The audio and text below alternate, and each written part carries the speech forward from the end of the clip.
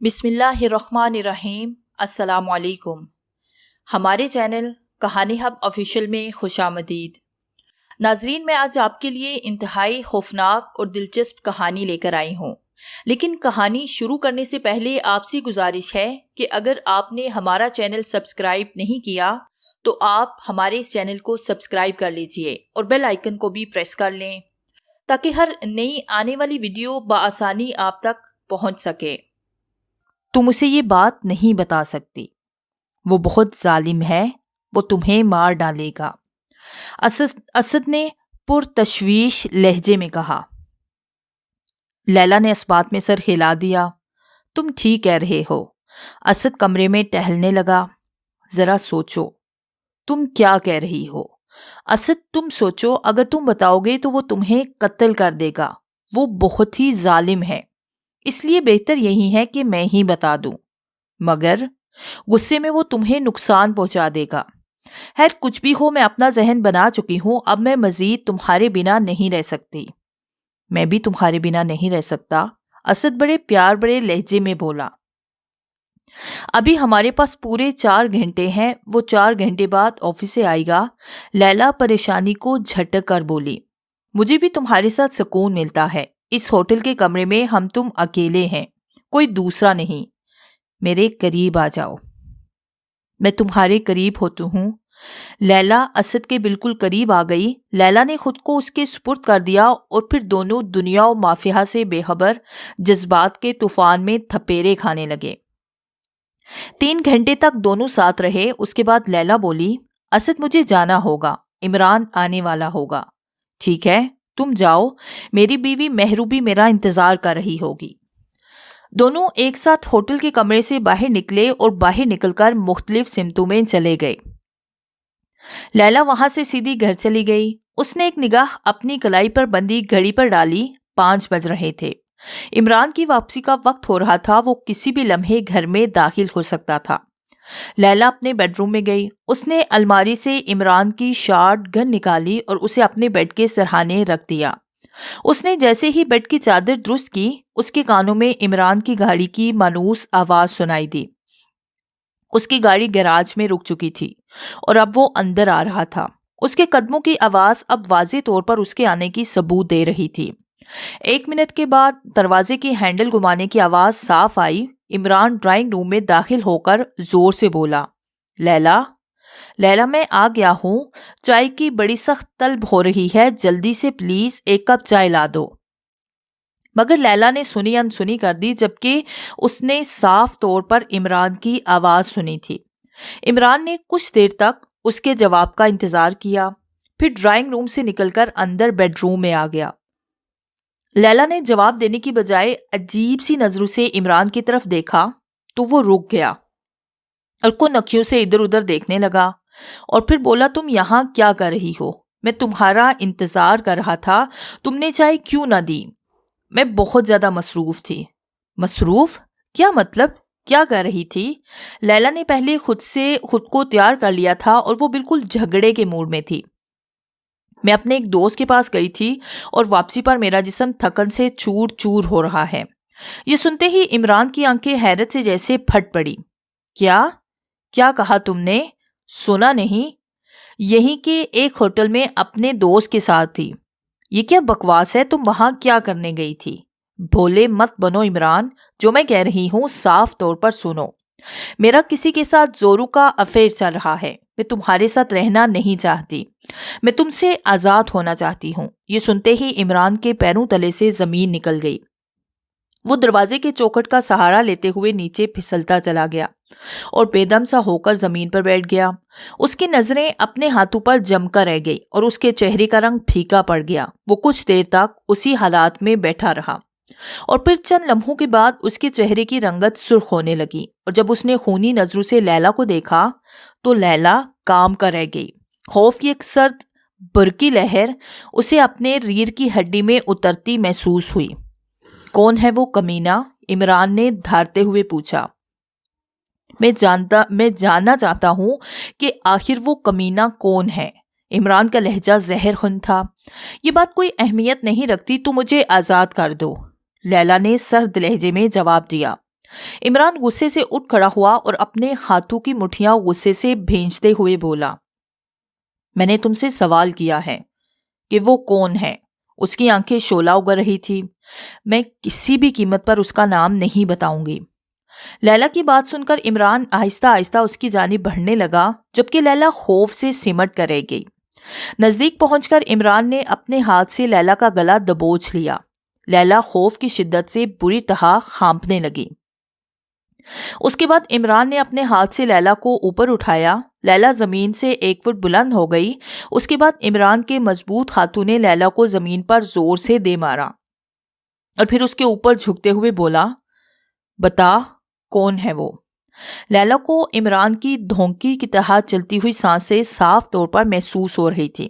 بتا، عمران نے ایک بار پھر لیلا کا گلا دبوچتے ہوئے کہا۔ لیلا نے دونوں ہاتھوں سے اس کی کلائی پکڑ لی اور بولی، مجھے چھوڑ دو، میرا گلے میں سانس گھٹ رہا ہے۔ عمران نے یہ سنتے ہی اس کے گلے پر مزید دباؤ بڑھایا اور غصے سے بولا، ابھی تو میں نے حقیقت میں کوئی تکلیف نہیں پہنچائی ہے۔ لیلا اپنا حلقوم چھڑانے کے لیے ہاتھ پیر چلانے لگی اور پھر اچانک عمران کے ٹانگوں کے درمیان اس نے ایک زوردار لات ماری، جس سے عمران دوہرا ہو کر پیچھے ہٹ گیا، مگر فوراً اس نے لیلا کے جبڑے پر ایک زوردار گھونسا جڑ دیا، جس سے لیلا کی بھیانک چیخ نکل گئی۔ پھر اس کے گلے پر سے اپنی گرفت ختم کر ڈالی۔ تھوڑی دیر کے لیے وہ درد سے دوہرا ہو رہا تھا، پھر سنبھل کر لیلا کی طرف متوجہ ہوا۔ لیلا جیسے ہی عمران کی گرفت سے نکلی، وہ جلدی جلدی لمبے لمبے سانس لینے لگی اور فرش پر ڈیر ہو گئی۔ عمران نے اسے ٹھوکریں ماری اور پھر اس کے بالوں کو گرفت میں لے لیا۔ بالوں سے پکڑ کر اس نے لیلا کو کھڑا کیا اور زور سے اسے بستر پر پھینک دیا اور پھر ہمیشہ کی طرح اپنی شرٹ کو اتارنے لگا۔ لیلا کا وجود درد سے دکھ رہا تھا، اس کا وجود درد کا اماجہ بن گیا تھا۔ وہ کرا رہی تھی، وہ اپنی اس کیفیت کو درست کرنے کے لیے لمبی لمبی سانسیں لے رہی تھی۔ اس نے جلد ہی اپنی سانسوں پر قابو پا لیا۔ اب عمران شرٹ کے بغیر اس کے سامنے کھڑا تھا۔ لیلا نے دوسرے ہی لمحے جس لگائی اور بیڈ کے سرہانے سے شارٹ گن نکال لی، جو اس نے عمران کے آنے سے کچھ دیر پہلے وہاں چھپائی تھی۔ اس نے شارٹ گن کا رخ عمران کی جانب کرتے ہوئے کہا، بس مجھ پر تمہارا یہ ظلم آخری بار تھا۔ یہ کیا ہے؟ دیکھو تم گولی مت چلانا۔ عمران ہکلانے لگا۔ لیلا نے شارٹ گن کی نال کا رخ اس کی کھوپڑی کی طرف کیا۔ نہیں، بہت سہ لیا میں نے تمہارا ظلم۔ اگر تم ایک اچھے شوہر ہوتے تو میں کبھی بھی اپنے لیے دوسرا سہارا تلاش نہیں کرتی۔ تم جانور ہو، ذلیل انسان ہو۔ اب تم مرنے کے لیے تیار ہو جاؤ۔ مجھے مارنا مت، میں تمہیں آزاد کر دوں گا۔ عمران ہکلایا۔ نہیں، تم بہت ظالم ہو، میرے بعد کسی اور کا جینا دشوار کر دو گے۔ اور پھر لیلا نے شارٹ گن کا ٹریگل دبا دیا۔ ٹریگل دباتے وقت وہ ہیجانی ہنسی ہنس رہی تھی، جبکہ موت کے خوف سے عمران کا چہرہ دھواں دھواں تھا۔ اس کی ٹانگیں خوف سے کانپ رہی تھی، لیکن یہ کیا؟ ایک کھوکھلے کھٹکے کے سوا اور کچھ سنائی نہ دیا۔ لیلا بھونچکی رہ گئی۔ عمران کی آنکھیں جو چند لمحے پہلے خوف اور دہشت سے پھٹی پڑی تھی، اب ان میں آگ برسنے لگی تھی۔ اس نے لپک کر شارٹ گن لیلا کے ہاتھ سے چھین لی اور راؤنڈ شارٹ گن کے چیمبر میں داخل کرتے ہوئے حقارت سے بولا، اب تو مرنے کے لیے تیار ہو جا۔ لیلا نے عمران کی انگلی کو شارٹ گن کے ٹریگل پر حرکت کرتے ہوئے دیکھا تو فوراً پیچھے ہٹنے لگی۔ وہ اس سے چند فٹ دور چلی گئی۔ سن بدذات عورت، اگر تو مجھے اس کتے کا نام بتا دے تو میں تمہیں چھوڑ دوں گا، عمران نے تھوک نگلتے ہوئے جواب دیا۔ جواب نے لیلا نے نفی میں سر ہلایا اور آنکھیں فوراً بھینچ لی۔ عمران نے ٹریگل پر انگلی کا دباؤ ڈالا اور پھر ایک کان پھاڑ دینے والا دھماکہ ہوا۔ اسد نے گاڑی گراج میں روکی اور گاڑی سے اتر کر گراج میں کھڑی مہرو کی گاڑی کو حقارت کی نظر سے دیکھا۔ منحوس ابھی تک گھر پر ہے، کہیں بھی نہیں گئی۔ 1 منٹ بعد وہ داخلی دروازے سے گھر کے اندر چلا گیا۔ سب سے پہلے وہ لاؤنج میں گیا۔ حسب معمول مہرو ٹی وی کے سامنے بیٹھی ہوئی تھی اور ٹی وی پر ساس بہو کی جھگڑالو سیریل دیکھ رہی تھی۔ کہاں سے آ رہے ہو؟ مہرو نے تیوری پر بل ڈالتے ہوئے اس سے پوچھا۔ کہاں سے آؤں گا؟ ظاہری سی بات ہے، آفس سے ہی آ رہا ہوں، اسد نے بیزار لہجے میں کہا۔ یہ تو میری بات کا جواب نہیں، سچ سچ بتاؤ مجھے، کس کے ساتھ رنگ رلیاں منا رہے تھے؟ کس نیچ ذات کے ساتھ وقت گزار رہے تھے؟ بکواس بند کرو، میرے سر میں شدید درد ہے، مجھے تنگ مت کرو، اسد بولا۔ میں نے تمہارے آفس فون کیا تھا، تم آج آفس نہیں گئے۔ میں نے تمہارے دوستوں کو بھی فون کیا مگر تم کسی کے پاس نہیں تھے اور تمہارا فون بھی آف تھا۔ مہرو چیخ چیخ کر بولی۔ اس کی تنبیہ کرتی ہوئی انگلی اسد کے چہرے کے سامنے آ گئی۔ بتاؤ مجھے بے حس انسان، کس کے ساتھ گناہ کر کے آئے ہو؟ ذلیل عورت، تم نے تو میری زندگی جہنم بنا دی ہے۔ 1 سال سے تم بے جا شک کی بنیاد پر مجھ پر بہتان لگاتی آئی ہو، مگر سن لو، آج میں تمہارے شک کو یقین میں بدل دیتا ہوں۔ میں ایک ہوٹل میں تھا، ایک دوست کے ساتھ بڑا حسین وقت گزارا۔ اس کے ساتھ 1 مہینہ ہو گیا ہے اس کے ساتھ میرا افیئر چل رہا ہے اور اب میں اس کے معاملے میں سنجیدہ ہوں۔ میں اسے اس گھر میں لانے آیا ہوں۔ اسد نے سرخ نظروں اور تیز آواز سے مہرو کی تنبیہ کرتی ہوئی انگلی جھٹک کر ہٹا دی۔ مہرو یہ سن کر ایک لمحے کے لیے سنسی ہو گئی، مگر وہ جلد ہی سنبھل گئی اور ہمیشہ کی طرح اس بار بھی چیختی چلاتی اسد پر جھپٹ پڑی۔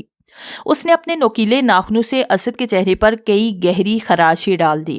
میں تمہیں آگ لگا دوں گی، بے وفا انسان، حرام خور، میرے ہوتے ہوئے تم نے کسی اور کو ہاتھ لگانے کی کوشش بھی کیسے کی؟ اسد نے بڑی مشکلوں سے مہرو کے ہاتھوں کو اپنے چہرے سے ہٹایا۔ وہ 2 قدم پیچھے ہٹ گیا۔ میں آگ لگا دوں گی اس گھر کو، نام بتاؤ مجھے اس کمینی عورت کا، مہرو ہذیانی انداز میں چیخی۔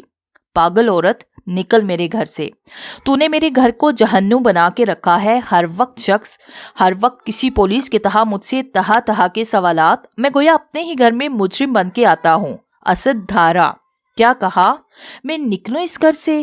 ذلیل آدمی! مہرو نے ٹیبل لیمپ پر سے گلدان اٹھا کر اسد پر دے مارا۔ وہ چیزیں اٹھا کر اسد کو مارنے لگی۔ وہ بری طرح چیخ رہی تھی مگر اس کی آنکھوں سے ایک بھی آنسو نہیں نکل رہا تھا۔ اسد بڑی مشکلوں سے اس کی پھینکی ہوئی چیزوں سے خود کو بچاتا رہا، جبکہ جہاں جہاں پر مہرو نے اس کے چہرے پر خراشیں ڈالی تھی وہ بھی سوجن کی وجہ سے شدید درد کر رہی تھی۔ مہرو نے دیوار سے وال کلاک اتارا اور اسد کی طرف زور سے پھینک دیا۔ وال کلاک اسد کے کندھے پر لگا، وہ پوری قوت سے ڈگمگایا۔ وال کلاک کا شیشہ چھناکے کی آواز سے ٹوٹ گیا۔ کئی شیشے کے باریک ٹکڑے اس کی گردن میں لگے۔ خون کی باریک پتلی لکیریں اس کے سفید شرٹ کو سرخ کرنے لگی، جبکہ مہرو اسد کی پرواہ کیے بغیر بدستور چیخ کر بولی، بتا مجھے وہ کون ہے ورنہ میں اس گھر کو آگ لگا دوں گی۔ نہیں بتاؤں گا، جو کرنا ہے کر لے۔ اسد غصے سے مٹھیاں بھینچ کر بولا۔ نہیں بتائے گا؟ مہرو چیخی اور ایک بار پھر غصے سے اسد کی طرف بڑھی۔ اس نے جیسے ہی اپنے ہاتھ اسد کی گردن کی طرف بڑھائے، اسد نے زندگی میں پہلی بار ایک زوردار تھپڑ اس کے منہ پر جھڑ دیا تو تراح کی گونجدار کمرے میں آواز گونجی، تم نے مجھ پر ہاتھ اٹھایا، دفع ہو جاؤ میرے گھر سے، میری زندگی سے، میرے دل سے دور چلے جاؤ۔ تم نے مہرو کمال پر ہاتھ اٹھایا ہے، وہ بھیانک انداز میں پوری قوت سے چیخی۔ افسوس، مجھے تم پر یہ ہاتھ اس وقت اٹھانا چاہیے تھا جب پہلی بار تم نے مجھ پر شک کیا تھا۔ اسد بھی غصے سے دھارا، تم ابھی دیکھو میں کرتی کیا ہوں، ابھی اور اسی وقت اپنے بھائیوں کو فون کر کے بلاتی ہوں۔ 5 بھائیوں کی اکلوتی بہن ہوں میں، اب میں تمہارا کیا حشر نشر کرتی ہوں۔ وہ چیختی چنگارتی فون کی طرف بڑھی۔ اسد نے جھپٹ کر اس کے ہاتھ سے فون لے لیا اور پوری قوت سے فون کا سیٹ زمین پر پھینک مارا۔ تمہارے بھائیوں کے بے جا لاڈ پیار نے تمہیں اب نارمل بنا دیا ہے، تم پاگل ہو۔ میں نے زندگی کا 1 سال تم پاگل کے ساتھ گزارا ہے، یہ کچھ صرف میں جانتا ہوں یا پھر میرا خدا جانتا ہے۔ اسد کے منہ پر مہرو کا ایک زناٹے دار تماچا پڑا۔ کیا کہا تم نے مجھے؟ پاگل؟ پاگل ہوں میں؟ اس کا جملہ مکمل بھی نہیں ہوا تھا کہ اسد نے پوری قوت سے تماچا اسے لٹا دیا، جس سے مہرو زمین پر لڑک گئی۔ وہ دونوں ہونہار نظروں سے ایک دوسرے کو دیکھنے لگے۔ مہرو چیخ کر بولی، جا رہی ہوں میں اپنے بھائیوں کو لینے، یہ سب حساب سود سمیت بے باک کر دوں گی، مگر اتنا یاد رکھنا، اس گھر سے تمہیں نکالوں گی، فٹ پاتھ پر رہو گے، ہاتھ پیر تروا دوں گی، بھیک مانگنے کے قابل بھی نہیں چھوڑوں گی، اور تمہاری اس محبوبہ کے چہرے پر تیزاب پھینک کر نہ جھلسایا تو میرا نام بھی مہرو کمال نہیں۔ وہ تنفن کرتی ہوئی ہمیشہ سے چھوٹی چھوٹی باتوں پر بھی اپنے بھائیوں کو گھسیٹ کر لاتی تھی اور گھر کے داخلی دروازے سے نکل گئی۔ وہ گیراج کی طرف گئی اور وہاں سے اپنی ریڈ کرولا کار نکالی اور زن سے باہر لے گئی۔ اسد اطمینان سے کمرے کی کھڑکی سے اسے جاتا ہوا دیکھ رہا تھا۔ اس کے ہونٹوں پر پر اسرار مسکراہٹ تھی۔ ریڈ کرولا جیسے ہی مین گیٹ سے نکلی، اسد زیر لب بڑبڑایا، گڈ بائے میری پیاری مہرو۔ لیلا کے نتھروں میں شدید جلن ہونے لگی اور پھر ایک زوردار دھپ کی آواز آئی جیسے کوئی بھاری شے فرش پر گری ہو۔ اس کے بعد مکمل خاموشی چھا گئی۔ لیلا نے آہستہ آہستہ اپنی آنکھیں کھولی اور عمران کے بے جان جسم سے اٹھتے ہوئے دھوئیں کو گھورنے لگی۔ شارٹ گن عمران کی لاش کے پاس پڑی تھی۔ شارٹ گن کا بیرل اور فریم پھٹ کر مڑی تری حالت میں ہو چکے تھے۔ عمران کا پورا چہرہ مسح ہو گیا تھا اور اس کے جسم کے ارد گرد خون اور گوشت کے لوتھڑے دکھائی دے رہے تھے۔ کہیں کہیں دھات کے ٹکڑے بھی نمایاں تھے جو عمران کے مسح چہرے میں پیوست ہو چکے تھے۔ سخت تکلیف کے باوجود لیلا کے ہونٹوں پر مسکراہٹ ابھر آئی تھی۔ وہ سوچنے لگی کہ اس بات کے خلاف کوئی قانون نہیں ہے کہ کوئی بیوی اپنے شوہر کی شارٹ گن کے بیرل میں دھات چھوڑنے والا سلوشن ڈال کر اسے اس طرح مضبوطی سے بند کر دے کہ فائر ہونے کی بجائے کارتوس اندر ہی چل جائے اور شارٹ گن پھاڑ ڈالے۔ لیلا پہلے سے خود کو تیار کر چکی تھی کہ پولیس کو کیا کیا بتائے گی۔ پولیس یہ بیان بلا ناغہ قلم بند کر لے گی کہ اس کا شوہر ایک تشدد پسند شخص تھا اور وہ اپنی بیوی کو قتل کرنا چاہتا تھا، مگر قتل کے نتیجے میں مشتبہ قاتل کی حادثاتی موت واقع پذیر ہوئی اور لیلا کو قتل کرنے والا خود قتل ہو گیا۔ مگر اہم نکتہ یہ بھی تھا کہ لیلا کو اس نظر سے بھی دیکھا جاتا کہ وہ مظلوم عورت جو روز شوہر کی تشدد برداشت کرنے والی موت کے منہ میں جانے سے بچ گئی۔ لیلا نے ایک ٹھنڈی سانس لی اور بڑبڑانے لگی۔ یقیناً اسد نے بھی اپنی پاگل بیوی کو ٹھکانے لگانے کا بھرپور انتظام کر دیا ہوگا۔ اسد بدسور کھڑکی میں کھڑا تھا۔ وہ خاصے مطمئن دکھائی دے رہا تھا۔ اس کی گردن اور چہرے پر کئی خونی خراشیں تھیں، مگر اس نے اس کا ذکر ابھی ذرا بھی پرواہ نہ کیا۔ اسے یقین تھا کہ مہرو اب کبھی بھی اس گھر میں نہیں آ سکے گی اور نہ کبھی وہ دوبارہ اس کی زندگی میں طوفان برپا کر سکے گی۔ مہرو کی ریڈ کرولا کار تیز رفتاری سے شہر کے سڑکوں پر رواں دواں تھی۔ اس کے بڑی بھائی کا گھر فاصلے نصف گھنٹے کی دوری پر تھا، مگر وہ جلد سے جلد اس کے پاس پہنچ جانا چاہتی تھی۔ گاڑی کے شیشے بند تھے اور اچانک مہرو کو محسوس ہوا کہ اس کی گاڑی میں عجیب سی بو محسوس ہو رہی ہے۔ مہرو نے جلد سے بریک پر پاؤں رکھا، مگر یہ کیا، بریک فیل ہو چکے تھے۔ او مائی گاڈ! مہرو زیر لب بڑبڑائی۔ گاڑی پہاڑ پر سے نیچے کی طرف ڈھلان میں اترتی جا رہی تھی۔ بھو میں اضافہ بدستور ہو رہا تھا اور مہرو پریشانی سے بار بار بریک پر پاؤں مار رہی تھی، مگر اس کی کوشش ناکامیاب ہو رہی تھی۔ گاڑی کسی بھی طور پر رکنے کا نام نہیں لے رہی تھی۔ مہرو کے ذہن میں اسد کی گونج سنائی دینے لگی، میں ہوٹل میں تھا، ایک عورت کے ساتھ بڑا حسین وقت گزرا، اس کے ساتھ 1 مہینہ ہو گیا ہے، میرا اس سے افیئر چل رہا ہے اور میں اس کے معاملے میں سنجیدہ ہوں، میں اسے اس گھر میں لانے والا ہوں۔ نہیں، مہرو پوری قوت سے چیخی۔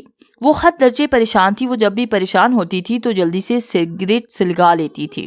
اس نے اپنے کار کے ایش بورڈ سے سگریٹ نکالی اور اسے ہونٹوں کے درمیان رکھ لیا۔ وہ لائٹر تلاش کرنے لگی، مگر اس کے اعصاب کنٹرول میں تھے۔ وہ گاڑی پر مکمل گرفت رکھے ہوئے تھے۔ بلاخر اسے لائٹر مل گیا۔ وہ جیسے ہی لائٹر سے سگریٹ جلانے والی تھی، اچانک اس کے موبائل کی بیل بج اٹھی۔ مہرو نے موبائل نکال کر دیکھا، اس کے اسکرین پر اسد کا نام جگمگا رہا تھا۔ مہرو کا دل چاہا کہ موبائل گاڑی سے باہر پھینک دے، مگر دوسرے ہی لمحے اس نے کال اٹینڈ کی۔ کمینے، ذلیل انسان، تم نے میری گاڑی کی بریک فیل کر دی ہے، میں تمہیں نہیں چھوڑوں گی، پہلے خود کو تو بچا لو، پھر مجھے دیکھنا، اور ہاں مرتے وقت چیختے نہیں۔ اسد کی مکروہ ہنسی اس کے کانوں میں گونجی۔ کمینے، ذلیل، مہرو چیخ کر گرجی۔ جو گرجتے ہیں وہ برستے نہیں۔ اسد نے ایک خوفناک قہقہا لگایا تو مہرو نے غصے سے موبائل بند کر دیا اور پوری قوت سے موبائل کو سیٹ کے پیچھے پھینک دیا۔ جو سگریٹ اس کے ہونٹوں سے گری تھی، اس نے اسے دوبارہ اٹھا کر ہونٹوں میں دبا لیا اور لائٹر نکال کر پیش کیا۔ لائٹر جیسے ہی جلا، پوری گاڑی کو آگ نے اپنی لپیٹ میں لے لیا۔ مہرو کی بھیانک چیخ گونج کر رہ گئی۔ CNG سلنڈر دھماکے سے پھٹ گیا۔ گاڑی سڑک سے اڑتی ہوئی ہوا میں معلق ہو گئی اور چند لمحوں میں کلا بازیاں کھاتی ہوئی زمین پر الٹے منہ گر گئی۔ جلتی ہوئی گاڑی میں زخمی مہرو جلنے لگی اور کچھ ہی دیر میں زندگی سے اس کا ناتا ٹوٹ گیا۔ آدھے گھنٹے کے اندر اندر اس کی گاڑی کی آگ پر قابو پا لیا گیا۔ اس کی جلی بھیانک لاش گاڑی سے نکال کر ایمبولینس میں ڈال کر مقامی ہاسپٹل لے جایا گیا۔ گاڑی اور مہرو دونوں کا حال بد سے بدتر ہو چکا تھا، دونوں پہچانی نہیں جا رہی تھی۔ اسد کو آدھے گھنٹے کے بعد اطلاع مل چکی تھی۔ اطلاع ملتے ہی وہ خوشی سے پھولے نہیں سما رہا تھا۔ رات کو ہی اسد نے مہرو کے کار کے بریک فیل کر دیے تھے اور CNG سلنڈر کے وال ڈھیلے کر دیے تھے کہ کار سٹارٹ ہوتے ہی پریشر کی وجہ سے CNG گاڑی میں پھیل جاتی۔ اور دوسری بات یہ ہے کہ جو اسد کو معلوم تھی وہ یہ تھی کہ مہرو بلا کی چین سموکر ہے اور وہ پریشان ہو تو سب سے پہلے سگریٹ سلگھا لیتی ہے، اس لیے اسد نے نہایت ہی بھیانک موت کا جال مہرو کے لیے بچھایا تھا اور مہرو بلاخر موت کے بھیانک شکنجے میں جکڑ کر اس دنیا سے چلی گئی۔ مہرو کے بھائیوں نے مہرو کی موت پر شدید ہنگامہ کیا، مگر گاڑی اس قدر جل چکی تھی کہ کوئی ثبوت وہ اسد کے خلاف ثابت نہ کر سکے اور بعد میں معاملہ CNG کے سلنڈر پھٹنے پر ڈال دیا۔ مہرو کی آخری رسومات اس کے بھائیوں نے نہایت احترام و عقیدت سے ادا کی اور اسد نے بھرپور شرکت کی، جبکہ مہرو کی آخری رسومات میں اسد نے خود کو بڑا ہی زیادہ افسردہ ظاہر کیا۔ دوسری جانب لیلا کو بھی صاف طور پر بچا لیا گیا، کیونکہ اس کے شوہر کی لاش کی حالت ایسی تھی جیسے وہ لیلا پر تشدد کرتے کرتے موت کے منہ چلا گیا ہو۔ لیلا کے جسم پر موجود نیل اور تشدد کے نشانات نے بھی اسے اچھا خاصا مظلوم بنایا۔ عمران کی جتنی جائیداد تھی وہ اس کی موت کے بعد لیلا کو مل گئی اور لیلا کو ایک ظالم شخص سے نجات مل گئی۔ لیلا نے اپنے عدت کے دن پورے کیے اور پھر سادگی سے اسد سے شادی کر لی۔ شادی کی پہلی رات میں دونوں نے ایک دوسرے سے وعدہ کیا کہ ہم دونوں نئی زندگی کا آغاز کریں گے، نہ کبھی پچھلی زندگی کا کوئی تانا تشنا ایک دوسرے کو دیں گے، نہ کوئی بے بنیاد شک ایک دوسرے پر گڑیں گے، نہ مار پیٹ سے کام لیں گے۔ ہم اپنے بچوں کے لیے مثالی جوڑا بنیں گے جن کا آئیڈیل ہر ماں باپ بننا چاہے گا۔ وہ دونوں ہنی مون منانے کے لیے دوسرے دن ہنی مون منانے کے لیے دبئی جانے والے تھے۔ دونوں کی خوشیاں دینے کی قابل دی، دونوں مستقبل کے تانے بانے بنتے رہے۔ اسد کی جان اپنی بیوی اور لیلا کی جان اپنے شوہر سے چھوٹ گئی تھی۔ خوشیوں میں مگن رات کے آخری پہر وہ دونوں نیند کی آغوش میں چلے گئے، لیکن وہ آنے والے وقت سے بے خبر تھے۔ ان کے قریب ہی موت کھڑی ان پر مسکرا رہی تھی۔ نیند کی آغوش میں گئے انہیں ابھی آدھا گھنٹہ ہی گزرا تھا کہ اندھیرے کمرے میں دو روشن ہیلے نمودار ہوئے۔ ایک ہیولا کسی عورت کا تھا جبکہ دوسرا ہیولا ایک مرد کا تھا۔ دونوں ہیلے ہوا میں معلق آگے کو بڑھے اور گہری نیند میں غرق لیلا اور اسد کو دونوں نے اپنے ہاتھ کے آخری شکنجے میں جکڑ لیا۔ مرد ہیلے نے لیلا کو اور عورت ہیلے نے اسد کو جکڑ رکھا تھا۔ اسد اور لیلا دونوں بے حس و حرکت ہو چکے تھے۔ ان دونوں کو لے کر وہ دونوں ہیلے 4 منزلہ مکان کی چھت پر پہنچے اور بڑی صفاقی کے ساتھ دونوں کی گردن کو پہلے توڑا اور پھر دونوں کو چھت سے نیچے زمین پر دے مارا۔ اسد اور لیلا کی لاش زمین پر بے یار و مددگار پڑی تھی۔ پھر دونوں ہیلے اپنی سمت روانہ ہو کر ہوا میں تحلیل ہو گئے۔